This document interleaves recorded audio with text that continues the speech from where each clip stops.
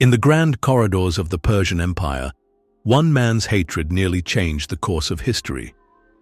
Not because he was brave, nor because he was powerful, but because he underestimated the quiet strength of a woman he couldn't control. This is the story of Haman, the man who tried to destroy the queen.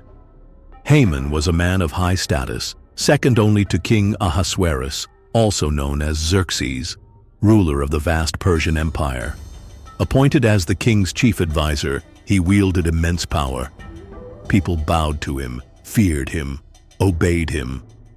But Haman had one fatal flaw: pride. And his pride would soon bring him face to face with destiny. Amid all who bowed before Haman stood a man named Mordecai, a Jew. He refused to bend the knee, not out of arrogance but conviction. Mordecai believed in a God greater than kings, and certainly greater than Haman.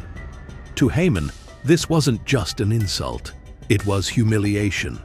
But instead of taking vengeance on Mordecai alone, Haman's hatred metastasized.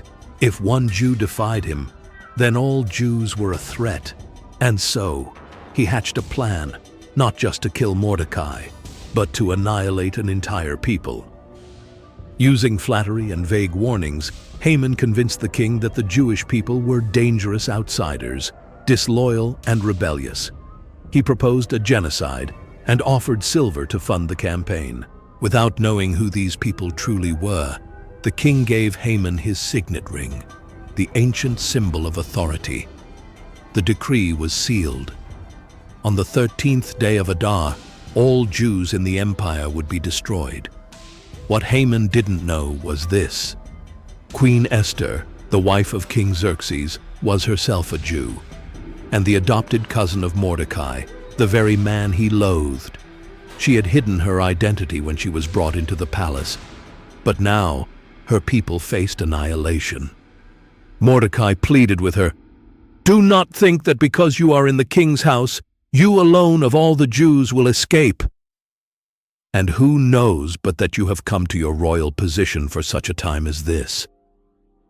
It was the moment everything turned. Esther understood the weight of her decision.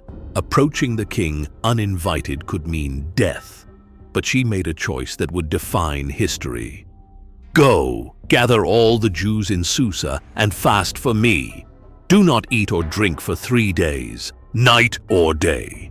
I and my attendants will fast as you do. When this is done, I will go to the king, even though it is against the law. And if I perish, I perish." For 3 days, the Jewish people wept, fasted, and prayed. No food passed their lips. No wine touched their mouths. They humbled themselves before God, crying out for mercy and deliverance. In those 3 silent days, a spiritual war was waged, and the courage of a queen was forged. Although Esther was terrified to approach the king without being summoned since it was a death sentence, she understood the stakes. With courage only the desperate can summon, she declared, "I will go to the king, even though it is against the law, and if I perish, I perish." Against all odds, King Xerxes extended his golden scepter to her, a sign of mercy. But Esther didn't immediately reveal Haman's plot. Instead, she invited the king and Haman to a private banquet. Then another. Haman, arrogant as ever, was delighted. He alone was invited to dine with the king and queen. In his mind, his position was secure, even exalted. But as he left that first banquet, he saw Mordecai again, still refusing to bow. Furious, he ordered a 75-foot gallows to be built, intending to hang Mordecai the very next day. That night, the king couldn't sleep. Coincidence or providence? He asked for the royal chronicles to be read. The servant read the story of how Mordecai had once uncovered a plot to assassinate the king, an act of loyalty that had never been rewarded. The next morning, just as Haman walked in, ready to request Mordecai's execution, the king asked him, "What should be done for the man the king delights to honor?" Thinking the king meant him, Haman suggested an extravagant parade, royal robes, the king's horse, and public praise. Then the twist came. Go at once, and do so for Mordecai the Jew. Haman was forced to lead the very parade he had imagined for himself, honoring the man he hated most. His downfall had begun. At the second banquet, Esther made her move. If I have found favor in your eyes, O king, spare my people, for we have been sold, I and my people are to be destroyed. Shocked, the king asked, Who is he? Where is the man who has dared to do this? She turned to Haman and said, The adversary and enemy is this vile Haman. The room fell silent. The king, furious, stormed out. Haman, panicked, fell at Esther's feet, begging for mercy.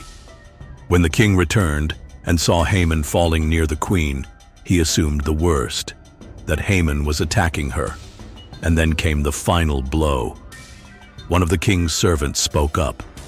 A gallows 75 feet high stands by Haman's house. He built it for Mordecai. Hang him on it, the king ordered. Haman died on the very gallows he built for another. But the story didn't end there. The decree to annihilate the Jews still stood. Esther once again approached the king.